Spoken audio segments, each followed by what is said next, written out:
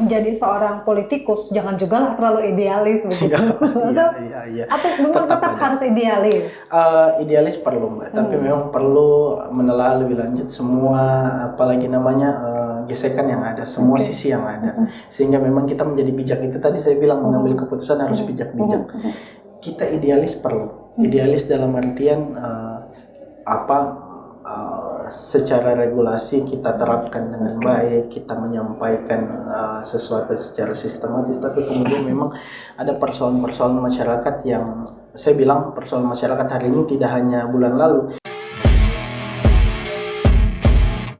Ya, Assalamualaikum warahmatullahi wabarakatuh. Halo pemirsa Sultra TV dan juga netizen yang terus memfollow kami di inilah-kendari.com. Seperti biasa, podcast hari ini tentu saja kita menghadirkan narasumber yang tidak asing lagi dan pasti Anda kenal. Nah, untuk edisi podcast hari ini, tema kita adalah berjiwa politik di usia muda. Nah, saya ingin memberikan bocoran sedikit bahwa tamu saya ini adalah seorang legislator yang kabarnya legislator paling muda, paling tampan di DPRD Kota Kendari. Nah, siapakah dia? Kita langsung saja berkenalan pada hari ini. Sudah ada Bapak. Saya panggilnya apa nih, Pak? Pak, Mas D. Asal jangan Kak. Oke. Nah, beliau adalah Rizky Brilian Pagala, sarjana arsitektur. Kemudian putar haluan jadi di dunia politik. Nah, ini menarik nih. Makanya diskusi kita pada hari ini adalah berjiwa muda di usia politik. Karena kalau kita lihat ya, di usia-usia seperti Pak Rizky ini kan masih banyak yang suka nongki-nongki, jalan-jalan, having fun. Masih having fun bersama dengan teman-teman. Nah, oke. Pertanyaan saya nih, Mas Rizky, agak ini ya, tidak nyambung ya antara seorang arsitek di bidang arsitektur kemudian memilih untuk terjun politik. Apakah itu memang sudah cita-cita dari dulu ataukah hanya sekedar coba-coba kemudian menjadi ketagihan begitu atau gimana nih Mas? Iya, makasih. Bismillah. Assalamualaikum warahmatullahi wabarakatuh. Senang sekali saya pikir diundang di media hits ya. Saya bilang karena dari kemarin saya juga lihat luar biasa viewersnya tadi sudah disampaikan sampai hari ini luar biasa. Mudah-mudahan isi dari konten ini bisa mengedukasi teman-teman masyarakat.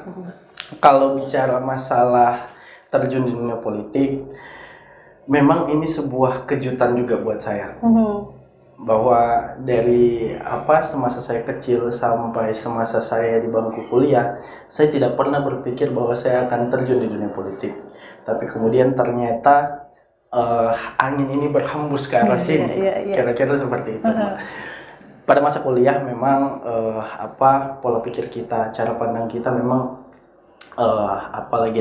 dibuat sistematis sekali, cara berpikir pembangunan dan lain sebagainya. Dan memang kalau hari ini ada persepsi bahwa dunia arsitektur tidak nyambung sama sekali dengan dunia politik, agak salah juga saya pikir.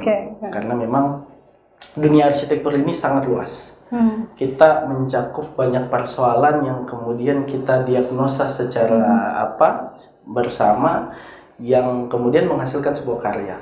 Nah, karya ini yang menggunakan adalah manusia. Betul. Ada kehidupan yang terjadi di dalam proses pembangunan itu. Nah, saya pikir hampir mirip bahwa politik ini adalah rumah atau wadah untuk bagaimana kita membangun sebuah kehidupan, di mana dia menaungi kehidupan manusia, masyarakatnya, yang kemudian kalau politis sekarang kan berbicara masalah kesejahteraan masyarakat dan lain sebagainya. Nah, itulah yang kita coba naungi. Dalam proses arsitektur sama, Mbak. Kita coba mencari masalah dalam sebuah kawasan.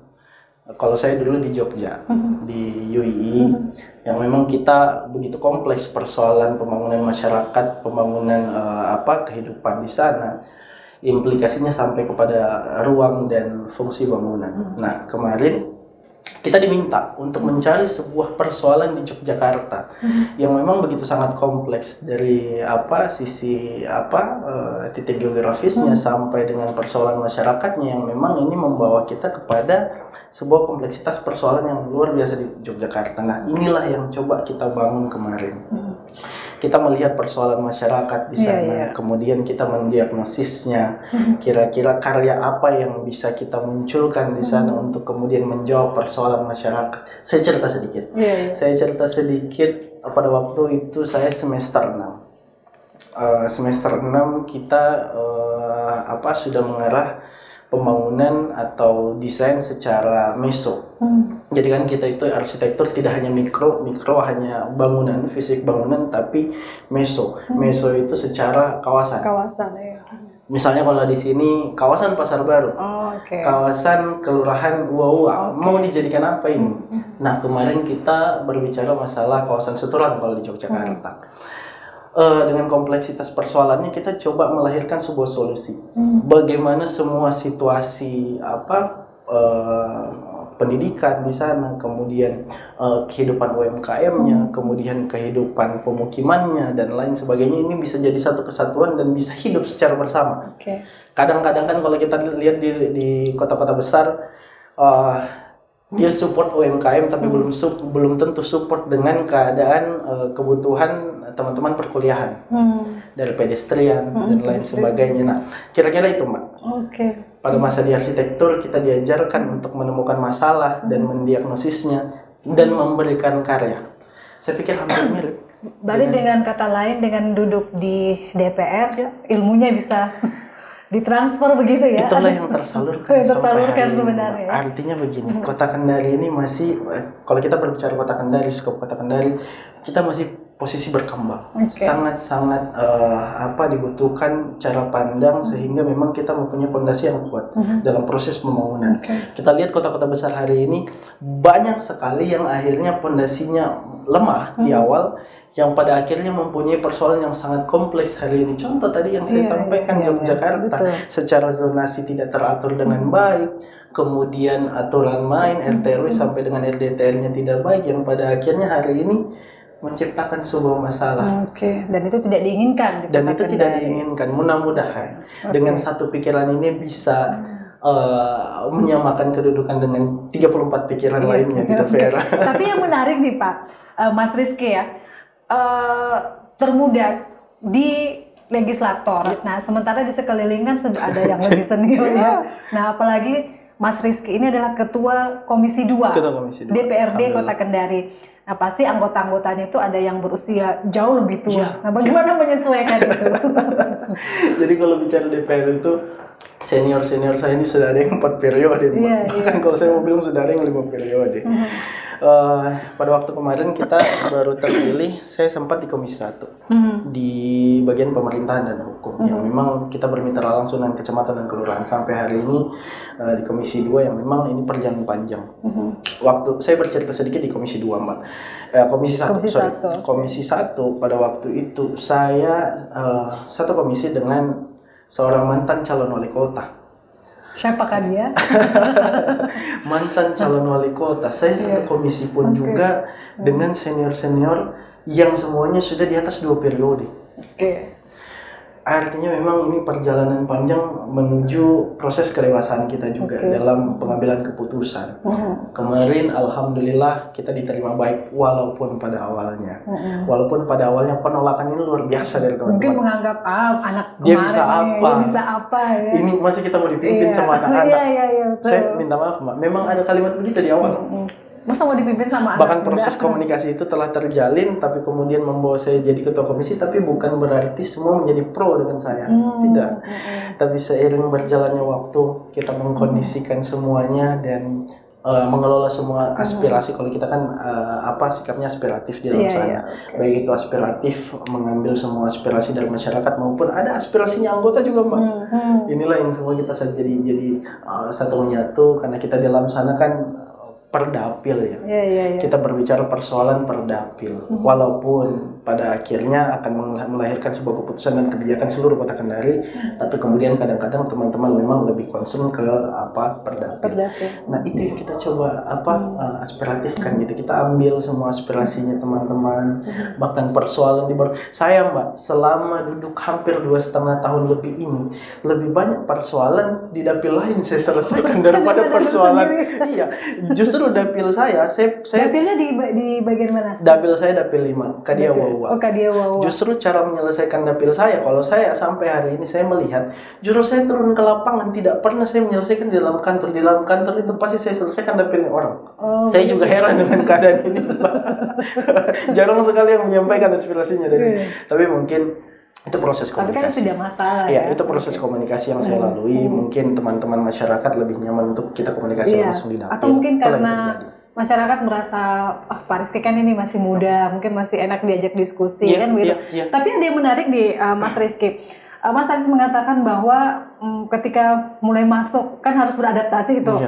Nah, ada kalimat-kalimat yang mungkin saja itu tidak menyenangkan dan membuat mental jadi down tidak atau gimana? Atau mungkin oke, saya akan buktikan nih apa yang kalian anggap tentang saya itu akan saya buktikan begitu atau gimana? Saya sih pikirnya gini Mbak, kalau dibilang pada hari itu saya down, pasti down karena kita punya perasaan, pikiran dan kemudian ini hal yang baru menurut saya. Pada waktu di bangku kuliah sampai dengan di posisi profesional kerja, kita tidak menemukan hal yang itu. Kita bahwa menemukan semua sistematis, administrasi jalan dan lain sebagainya. Tapi kemudian tiba-tiba kita menemukan ada pro dan kontra yang luar biasa dengan teman-teman. Nah, saya sih berpikir Mbak, bahwa ini adalah proses saya menuju kedewasaan, bahwa mereka adalah senior saya. Banyak hal yang saya perlu belajar dari mereka. Dari sisi kedewasaan, ya namanya di dunia politik, bahwa mereka bilang A belum tentu A. Bisa jadi apa yang mereka maksud adalah C. Itulah yang saya coba kendalikan, Mbak. Yang kendalikan, yang kemudian saya berpikir, kami ini generasi selanjutnya tidak akan sampai di sini saja. Betul. Bahwa kita perlu belajar banyak hal untuk mencapai sebuah titik maksimal untuk bisa kita mengabdi dengan kota kita, bahkan provinsi kita. Nah inilah prosesnya, saya harus paham. Bahkan kalau dikaji dari hitungan-hitungan politik, itulah cara pendekatan saya dengan senior-senior. Dan ini akan, saya pikir manfaatnya akan sampai ke depannya Mbak. Tapi sampai sekarang, apalagi posisi kan sudah jadi ketua nih, dari Komisi 1, kemudian menjadi ketua Komisi 2. Bagaimana meyakinkan para anggota di komisi itu bahwa saya pantas loh jadi ketua Komisi 2 gitu. Gimana tuh? Yang pertama memang benar-benar secara profesional kerja kita harus paham. Paham apa? Paham arahan kebijakan pemerintah kota, karena inilah bagian dari tugas dan fungsi kita melakukan pengawasan dalam setiap kinerja pemerintah kota Kendari. Nah, dalam proses itu memang menjadi ketua komisi ini ya dilematis juga. Kadang juga kita harus mengeluarkan semua tenaga untuk bagaimana bisa mengakomodir semua tugas. Nah, inilah yang terjadi. Saya di komisi Mbak, semua kegiatan itu berasal dari penjadwalan saya. Baik itu diskusi dengan teman-teman, diskusi santai pun di kantin, saya langsung menjadwalkan. Kadang-kadang teman-teman bilang, aduh Pak Rizky, ini kayaknya perikanan kontekstual Nambo kita mulai terganggu. Ini karena tambang galian C kemarin dan lain sebagainya. Oh iya, bahkan teman-teman tidak menyampaikan itu, tidak mengatakan itu. Saya pikir ini masalah.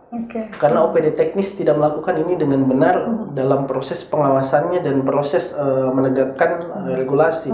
Saya langsung menjadwalkan itu, Pak. Rapat dengan pendapat. Kadang-kadang teman-teman tuh kaget-kaget kalau sudah masuk mungkin bamus. Karena masih muda jadi agak cekatan gitu. Kalau sudah masuk bamus Mbak, itu kan tempat menjadwalkan kita segala sesuatu. Kalau sudah masuk bamus, tiba-tiba komisi 2, komisi 2 ini ada 8 RDP-nya dalam 1 bulan, ada 9. Inilah yang kita lakukan Mbak. Artinya pada akhirnya teman-teman melihat kita ini yang muda mau membangun kampung kita, mau membangun kota kita, yang pada akhirnya mereka mengikut kepada cara berpikir kita, proses berpikir kita, bahwa inilah yang kita inginkan. berarti jangan berpikir bahwa yang muda itu nggak bisa ngapa-ngapain, Pak ya. Oh, iya. Walaupun mungkin Iya. ini pengalaman pertama Iya. Mas Rizky di dunia politik. Pertanyaannya selanjutnya, siapa sih yang tidak kenal dengan siapa yang di belakang oleh Mas Rizky? Kan ada nih biasa terdengar, oh iya karena kan ibunya, karena kan bapaknya, kan? Jadi wajar lah kalau duduk di kursi legislator. Nah, ingin menepis itu atau gimana? Kalau saya sih tidak ingin menepis itu karena saya sampai hari ini tumbuh dewasa dengan baik dengan cara berpikir hari ini itu karena proses, Mbak. Proses apa yang saya lalui yaitu belajar dari orang tua, orang terdekat, bahkan kakak pun saya belajar dari beliau, belajar dari semua orang-orang hebat yang ada di samping saya. Makanya saya akhirnya dengan kompleksitas berpikir ini dengan di umur hari ini saya di umur 27, kemarin saya jadi di umur 24, 25. Saya luar biasa sekali mendapat banyak tantangan di tengah keluarga saya yang dengan profesional kerjanya masing-masing. Nah, kalau ditanya ingin menampilkan sama sekali tidak. Tapi bahwa hari ini saya berdiri di atas kaki sendiri itu yang saya mau tunjukkan. Bukan karena ada bayang-bayang orang tua ya. Tapi hasil dari proses itulah saya. Bahwa ada bayangan orang tua saya dan kakak saya itu pasti. Karena proses pendewasaan saya dan proses pengenalan, bahkan saya mengenal warna saja dari orang tua. Hari ini saya tidak akan tahu warna hijau ini adalah warna hijau kalau tidak diperkenalkan dari orang tua. Itulah ceritanya. Tapi pernah tidak? Ini kan sudah berproses nih. Saya yakin kan mungkin karena ada senioritas, ada junioritas, kadang-kadang mungkin ada satu yang bertentangan dengan nurani kita atau pendapat kita. Ini kan biasa karena merasa saya ini junior, ya sudahlah, saya mengalah begitu. Ada perasaan seperti itu. Padahal ini kan menyangkut kepentingan orang banyak begitu. Atau gimana? Kalau pada posisi itu memang saya agak keras, saya agak keras karena tidak peduli itu senior. Tidak peduli. Karena bagi saya memang keputusan yang kita ambil ini mengandung tanggung jawab yang luar biasa besar. Bahkan bukan hanya kita di dunia, tapi di akhirat pun juga nanti kita akan bertanggung jawab. Bahwa hari ini kita menyelesaikan, kalau saya bilang politik itu adalah seni mencari masalah dan mendiagnosisnya, kemudian kita menemukan solusinya bersama. Bagaimana kita menemukan solusinya bersama, berarti ini kita harus menemukan solusi secara bijak dan memang benar-benar ini yang dibutuhkan. Kalau mau combine dengan persoalan semua hal, pastinya kita merujuk kepada persoalan masyarakat dan jawaban untuk masyarakat. Inilah kenapa bisa kita ada di DPRD Kota Kendari. Saya pikir 34 anggota lainnya harus sama pikirannya, tidak boleh lagi ada ini, karena kita duduk di sana atas dasar masyarakat. Artinya kita harus mencari jawaban yang diminta masyarakat. Artinya bukan diminta dalam hal kita tidak juga mengandung jiwa edukasi untuk masyarakat. Karena kan kadang-kadang masyarakat, contoh Mbak ya, saya ceritakan sedikit dari proses RDP saya kemarin dengan teman-teman SPBU. Bahkan ada yang menyampaikan sama saya.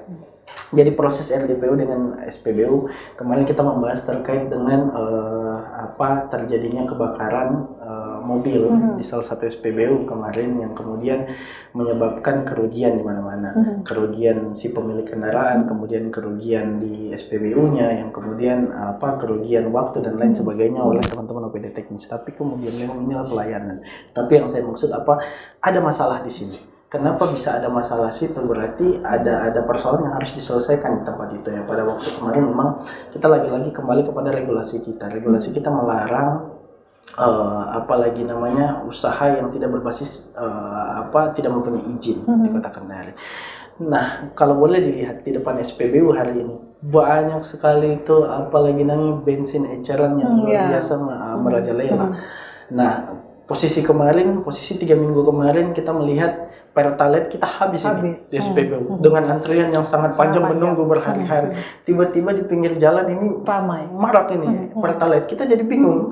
Ini bagaimana ceritanya? Apakah ada penimbunan dan lain sebagainya? Nah, ini yang kita coba atur regulasinya.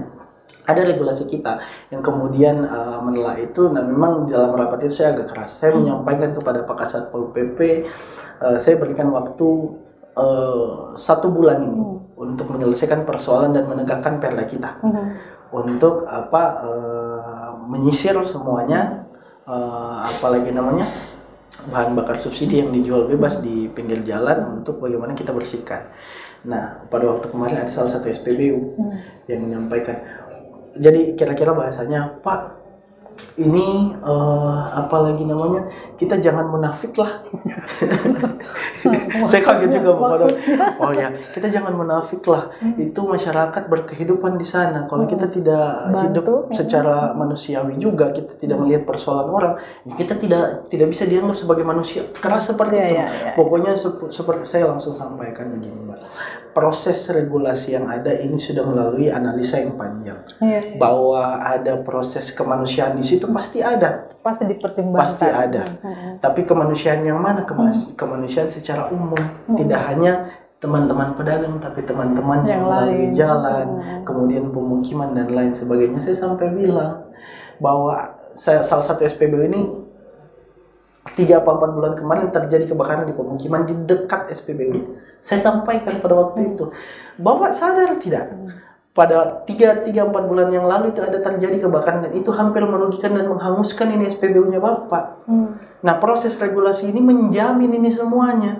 Tidak hanya pemukiman, tidak hanya pedagang eceran. Bapak kira kalau habis SPBU Bapak, di mana Bapak mau cari uang? Artinya gitu, Mbak. Benar-benar kita keras dalam situ. Tapi kemudian beralasan, dan memang kita harus paham betul proses regulasi hari ini yang ada, kemudian cara pengawasan kita. Itulah yang terjadi di DPR sana. Oke, berarti sering jadi pimpinan untuk RDP ya? Rapat dengar pendapat. Bahkan kemarin saya kaget momen LKPJ kita, tiba-tiba saya ditunjuk jadi ketua LKPJ. Saya bilang, Masya Allah, ini senior-senior. Artinya ini kan LKPJ salah satu titik urgent juga. Kita melihat semua kinerja pemerintah kota dan mengevaluasinya. Tiba-tiba saya dijadikan ketua. Saya pada waktu itu menolak, saya bilang, saya masih kecil ini, saya masih muda ini. Silakan saja teman-teman. Tapi kan biasa kalau muda kan lebih bersemangat. Pada akhirnya saya ya mau tidak mau, suka tidak suka harus karena ini tanggung jawab. Oke. Nah, jadi pemimpin itu kan tidak gampang ya, Mas ya. Di sisi lain, ketika misalkan ada satu masalah, tentu saja banyak pertimbangan yang harus dipikirkan. Jangan sampai nih, saya salah mengambil keputusan gitu. Nah, kalau dalam posisi decision maker ini, pertimbangan yang paling prioritas apa nih sampai memutuskan oke, fix, selesai? Kembali ke masyarakat. Oke. Karena kita kan ada di sana karena masyarakat. Lagi-lagi itu. Tapi kan kadang-kadang kalau merujuk dari pertanyaannya tadi, kadang-kadang kan kita tidak, tiba-tiba ada masalah begini kita langsung komunikasi sama masyarakat. Maunya kalian apa, kan mungkin juga. Tapi pada akhirnya ini kembali kepada diri kita. Selama ini kita melakukan pendewasaan di mana?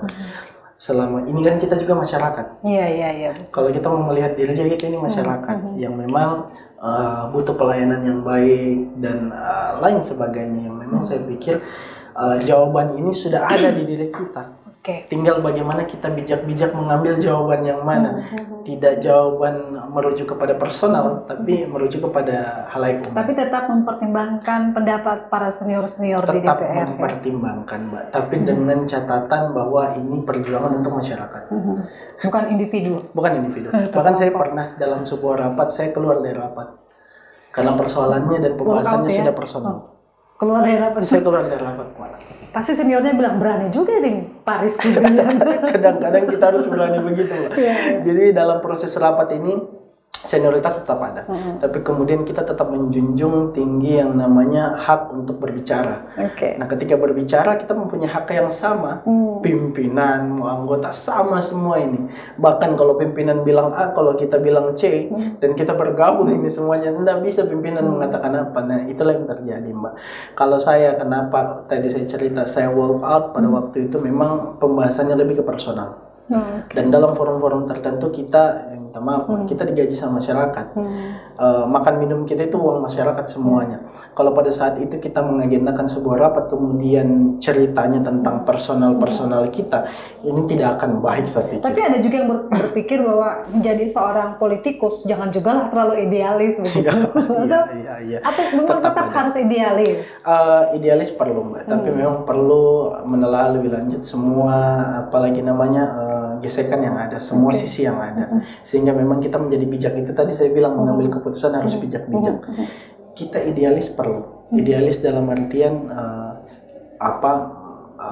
secara regulasi kita terapkan dengan baik, kita menyampaikan sesuatu secara sistematis, tapi kemudian memang ada persoalan-persoalan masyarakat yang saya bilang persoalan masyarakat hari ini tidak hanya bulan lalu, tapi hari ini detik ini selalu updating. Nah, itulah yang kemudian kita harus fleksibel di dalamnya. Nah, saya pikir itulah. Tadi kalau ditanya pertanyaannya, haruskah kita idealis sekali? Tidak, karena kadang-kadang permintaan masyarakat dan keinginan masyarakat ini kita harus bahas lebih lanjut lagi. Bahkan regulasi pun tadi saya sampaikan, regulasi ini pun juga yang lahir hari ini kadang-kadang kita masih terus membahas lagi. Apakah memang sudah sesuai dengan persoalan yang hari ini, ataukah dia cuma menyelesaikan persoalan yang kemarin-kemarin. Oke, berarti pijakannya dalam mengambil keputusan itu adalah regulasi ya? Regulasi. Tetap regulasi. Oke. Nah, tadi ada yang menarik nih yang Mas Rizky sampaikan bahwa kebanyakan Mas Rizky juga menyelesaikan persoalan di luar dari dapilnya. Di luar dapil. Anggota lain nggak tersinggung tuh, Pak? Kita sama-sama. Oh, oke. Posisi kita sama-sama, tapi bahwa keputusan ini tertinggi di saya, itu yang kemudian saya harus kawal. Contoh lagi, saya kasih contoh. Banyak perselisihan tanah kemarin atau perselisihan hubungan industrial. Coba saya cerita yang tanah lah. Di Bandung Apuatu kemarin dapil teman-teman saya, saudara-saudara saya di sana ada beberapa lah. Yang kita kemarin agendakan turun ke lapangan, rapat dengar pendapat sampai di kecamatan yang kemudian melahirkan sebuah keputusan yang bijak. Bijak dalam artian ini kan ada perselisihan, ada tumpang tindih lahan yang kemudian dibahas, padahal ini sesama tokoh masyarakat di sana. Kita pertemukan mereka dalam kondisi kekeluargaan di kantor kecamatan dengan posisi RDP, Mbak. Jadi masyarakat hadir semua, lurah hadir semua, camat hadir. Kita sampaikan, kita diskusikan, yang pada akhirnya pertama memang gondong-gondong kan, yang kemudian melahirkan sebuah keputusan dan akhirnya baku peluk-peluk, Mbak. Jadi damai. Iya. Dan ini saya pikir memang implikasinya, manfaatnya pastilah langsung dirasakan oleh dapil teman-teman yang dapil sana. Dan saya pikir Mbak begini, proses manfaat ini kita tidak berbicara hanya hari ini. Kita berbicara di masa yang akan datang. Bahwa hari ini saya banyak menyelesaikan persoalan di dapil lain juga dalam proses kebijakan itu. Ini akan melahirkan sebuah manfaat di kemudian hari kepada saya. Makanya kita kan hidup tidak tahu.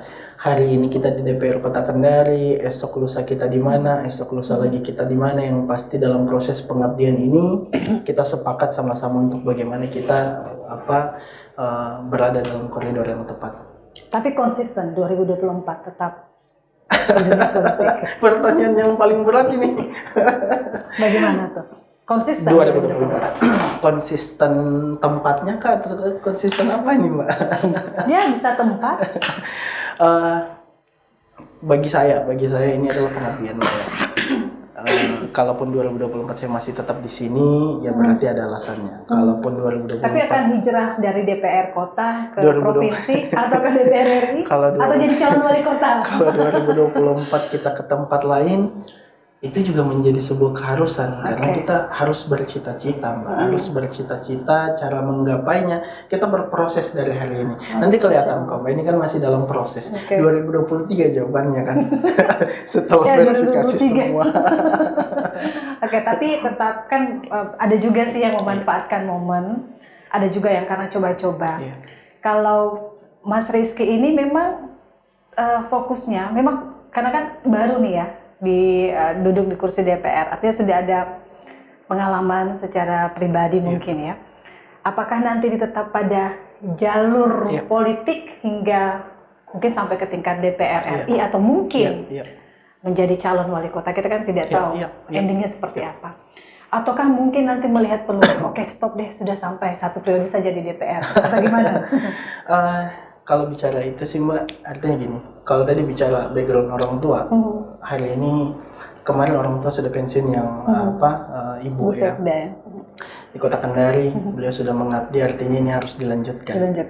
Ada juga Bapak di Kota Utara, beliau sudah mengabdi hari ini, kita tidak tahu juga 2024 seperti apa posisinya, tapi kemudian inilah yang diwariskan kepada kita. Bahwa ada kampung kita Konawe Utara, ada kampung kita Konawe, ada kampung kita Kota Kendari, ini yang harus kita pikirkan.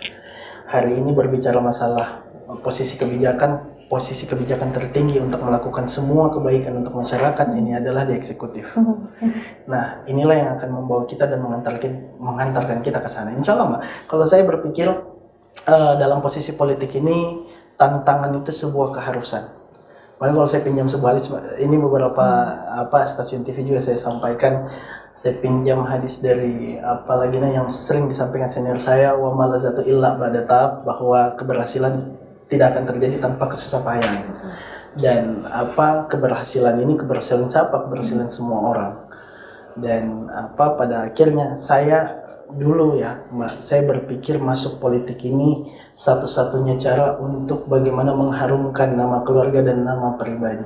Sehingga suatu saat nanti ketika nyawa fisik kita sudah tidak ada di Kota Kendari, di dunia ini, nama kita tetap terpampang dengan jelas bahwa pernah berbuat sesuatu untuk daerah kita, dan mudah-mudahan itu sebuah kebaikan. Dan itulah yang menjadi amal jariah kita nantinya, Mbak.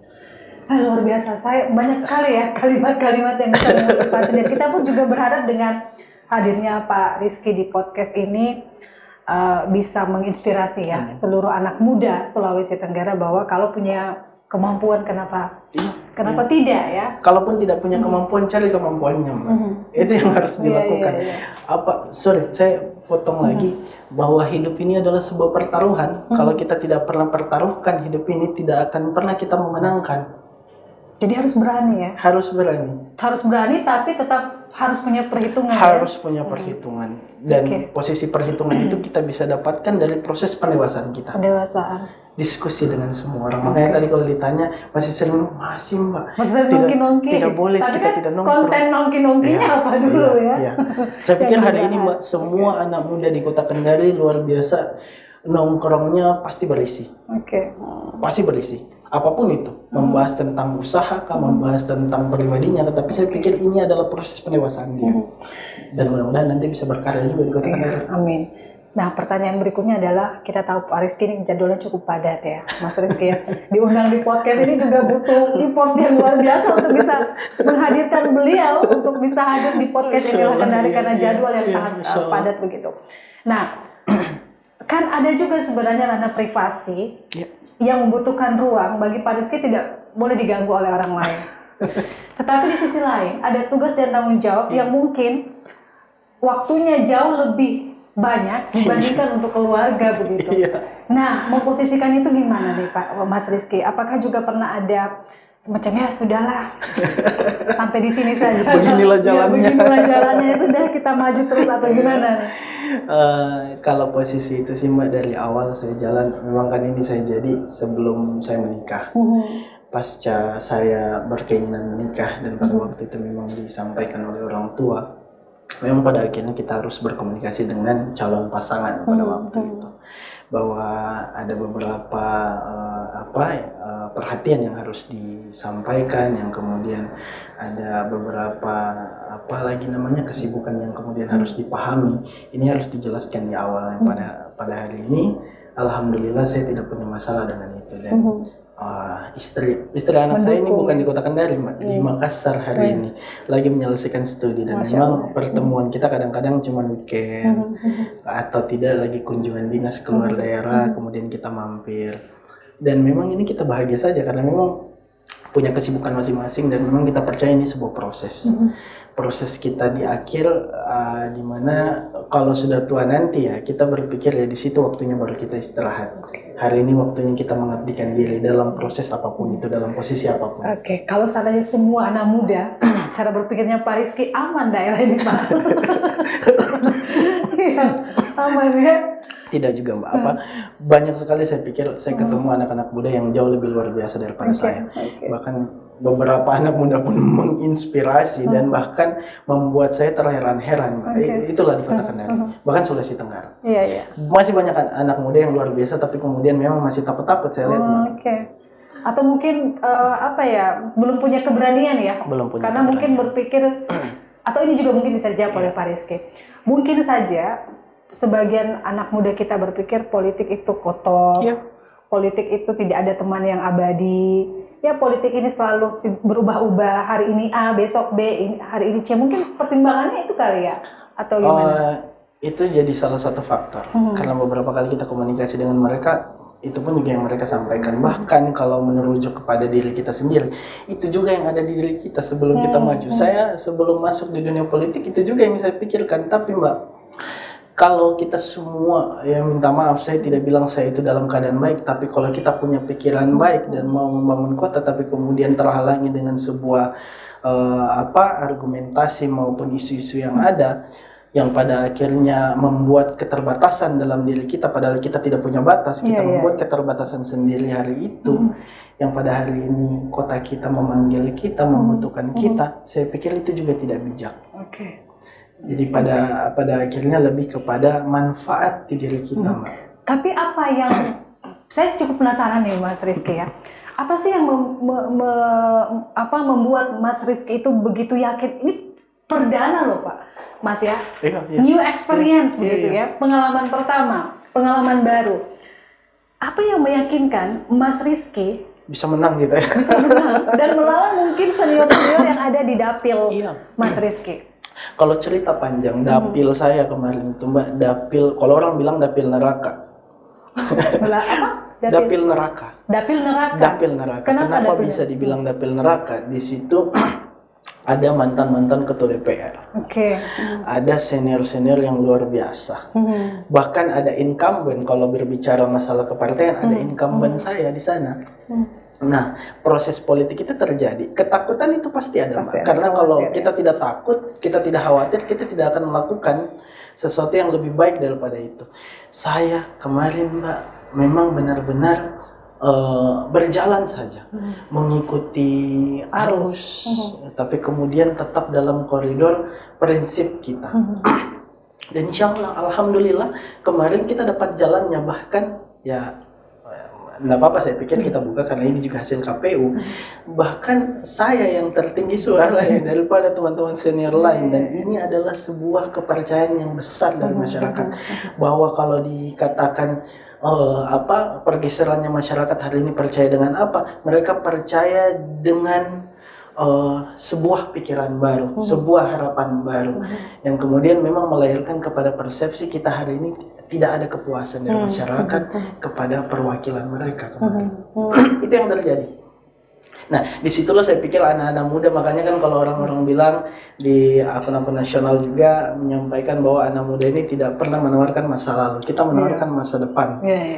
Itulah yang terjadi. Saya pikir ini adalah realita di lapangan kalau kita memposisikan diri bahwa hari ini masyarakat membutuhkan harapan yang baru.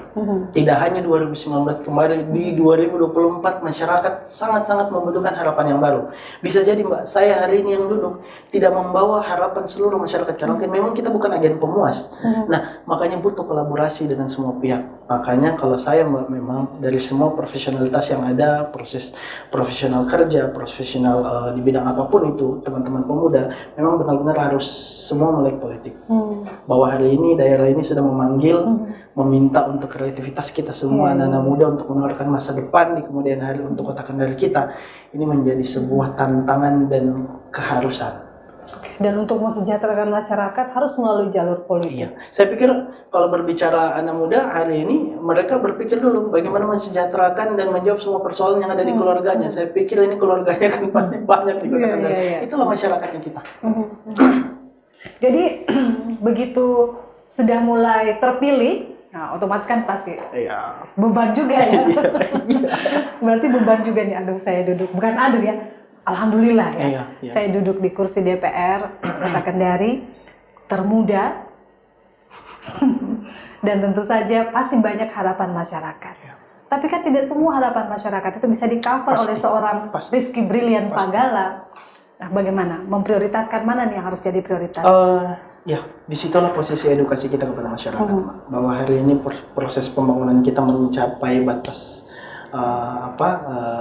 mempunyai batas keterbatasan, karena memang posisi berbicara anggaran, kita kan proses kebijakan kita mengeluarkan kebijakan pasti bersinggungan dengan anggaran. Nah, berbicara anggaran Kota Kendari hari ini memang kita masih dalam keadaan defisit kemarin, yang kemudian memang karena kasus COVID, kemudian kasus-kasus yang lalu yang kemudian memang melahirkan itu. Nah, posisi hari ini memang benar-benar harus bijak, bahwa yang masalah apa nih yang kita harus selesaikan yang bersinggungan dengan anggaran. Bahwa hari ini tadi saya sudah sampaikan kota ini masih dalam proses perkembangan.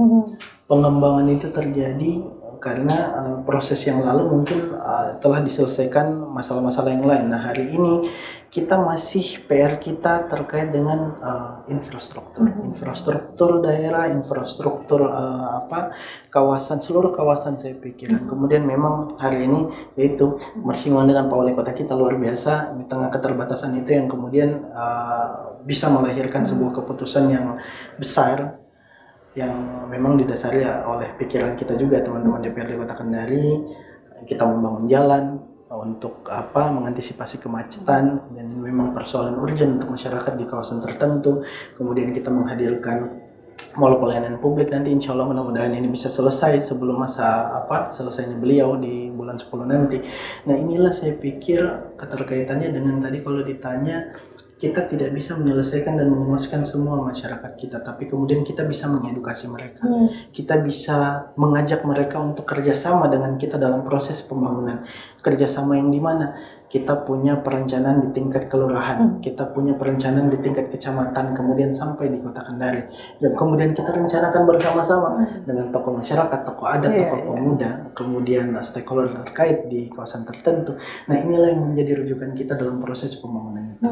Bahwa ada persoalan-persoalan lain ini kita selesaikan. Makanya tadi saya bilang kadang-kadang persoalan masyarakat ini saya tidak selesaikan dalam konteks forum resmi saja, tapi saya selesaikan dalam proses saya kunjungan ke lapangan, kunjungan personal, kunjungan tidak menggunakan atribut apapun, tidak menggunakan atribut sebagai anggota dewan, tidak menggunakan fasilitas anggota dewan juga, menggunakan dari sisi pribadi, dan memang ini saya pikir harus dilakukan. Sehingga memang pelan-pelan persoalan masyarakat kita tetap bisa menyelesaikan pelan-pelan, tapi kemudian memang jauh dari harapan. Saya pikir memang tidak bisa kita menyelesaikan semua persoalan masyarakat, tapi mengajak mereka kerjasama itu bisa. Baik. Nah, kalau kita melihat fungsi dari legislator, itu kan ada fungsi pengawasan, ada fungsi budgeting, dan ada fungsi legislasi. Selama di Komisi 2, sudah ada perda yang merupakan inisiasi dari Komisi 2 yang bersentuhan langsung dengan kepentingan masyarakat? Ya, kalau Komisi 2 ini kan saya baru berapa bulan ya. Memang ini masih dalam tahap komunikasi kita. Kemarin kita sudah menyampaikan beberapa keinginan kita untuk perda inisiatif juga yang kita sudah sampaikan di sisi perikanan kita, pertanian kita, dan lain sebagainya. Tapi kalau berbicara masalah persoalan apa yang kita sudah selesaikan dalam posisi legislasi, ini kemarin posisi legislasi kita di waktu masih di Komisi 1, kita kemarin berbicara persoalan zonasi ruang, yang kemudian muncullah RT RW kita sampai dengan turunan RDTR kemarin. Bahkan kemarin kita masih menyuarakan segera dilakukan perencanaan RDTRK. Sehingga benar-benar semua perencanaan dan zonasi ruang tidak lagi menjadi amburadul dan semrawut. Karena kan kita tahu sendiri Kota Kendari menjadi sentral bisnis untuk semua kabupaten kota saya pikir di Sulawesi Tenggara. Menjadi penglihatan bersama bahwa di mana lagi lokasi strategis ini kita bisa membangun ini. Tapi kemudian kita hadir, pemerintah kota hadir, manfaatnya untuk bagaimana mengantisipasi semua masalah di kemudian hari. Itulah salah satunya zonasi. Ketika RDTR kemarin sudah turun, RDTRK kita sudah turun lagi. Ini lebih detail dia, Mbak. RDTRK itu membahas tentang bahkan perencanaan pedestrian kita, dari mana ke mana, menyambungkan kemana, kemudian sentral bisnis distrik kita, perencanaannya, zonasi secara detailnya bagaimana lagi, dan menghadirkan sebuah solusi untuk investor yang seperti apa, itulah lahirnya. Baik, nah terakhir, setiap yang masuk podcast Inilah Kendari, partner bisnis Surat TV harus menyampaikan sebuah pesan moral. Apa yang disampaikan? Berat ya, saya pikir. Kalau saya memang kembali tadi bahwa politik ini adalah seni.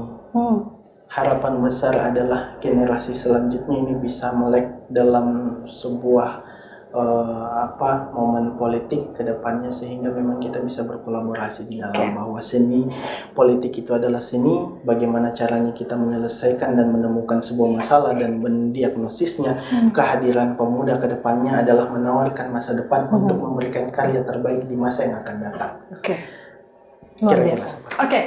Baik, akhirnya kita sudah banyak diskusi dengan Bapak Rizky Brilian Pagala. Terima kasih loh Pak, Sama-sama meluangkan waktunya untuk hadir di sini dengan kesibukannya. Dan mudah-mudahan jangan bosan-bosan diundang. Tidak akan bosan-bosan. Besok pun kalau saya diundang saya pasti. Insya Allah ya. Baik, dan pemirsa, tuntas sudah podcast kita hari ini bersama Bapak Rizky Brilian Pagala. Semoga apa yang disampaikan diskusi kita ini bisa menginspirasi seluruh anak muda Indonesia, khususnya anak muda Sulawesi Tenggara. Terima kasih dan sampai jumpa.